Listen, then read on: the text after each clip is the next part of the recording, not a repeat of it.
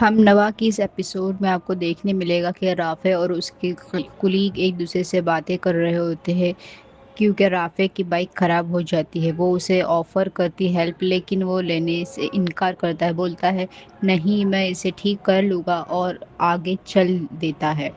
وہ گھر آتا ہے اور اپنی امی کو آواز دیتا ہے اور خوشی خوشی بتاتا ہے کہ میری پرماننٹ جاب لگ گئی ہے، اور اسی خوشی میں وہ اپنی بہن اور ماں کے لیے پیزا ٹریٹ لاتا ہے ان لوگوں کے لیے۔ وہ لوگ کھاتے ہیں اور بہت خوش ہو جاتے ہیں۔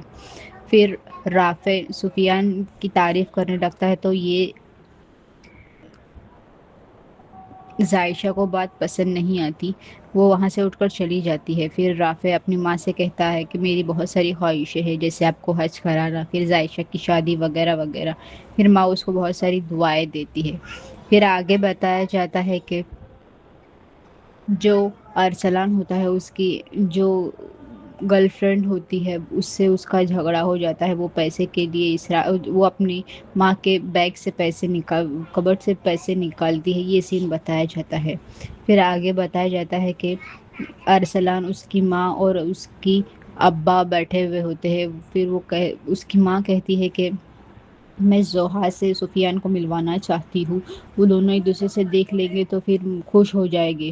اور اس کے اوپر اس کا باپ کہتا ہے میں کوئی بھی پریشر نہیں ڈالنا چاہتا، یہ اس کا فیصلہ ہے، وہ اس سے جس سے پسند کرتا ہے وہ اس سے شادی کر لے گا۔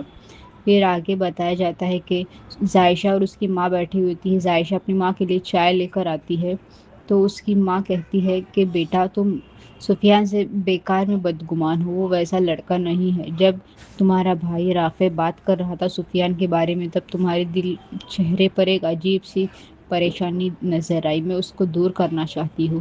تو وہ چڑ جاتی اور کہتی ہے کہ ممی آپ ہمیشہ اس کی تعریف کیوں کرتی ہے وغیرہ۔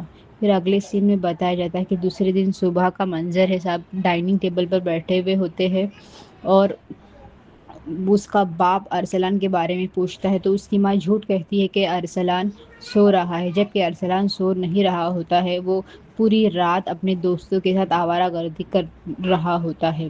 پھر اچانک اتنے میں ارسلان آتا ہے اور اس کا باپ اور بھائی اسے دیکھتا ہے تو اسے باپ کہتا ہے تم ابھی کہاں سے آئے، تم تو سوئے ہوئے تھے نا کمرے میں۔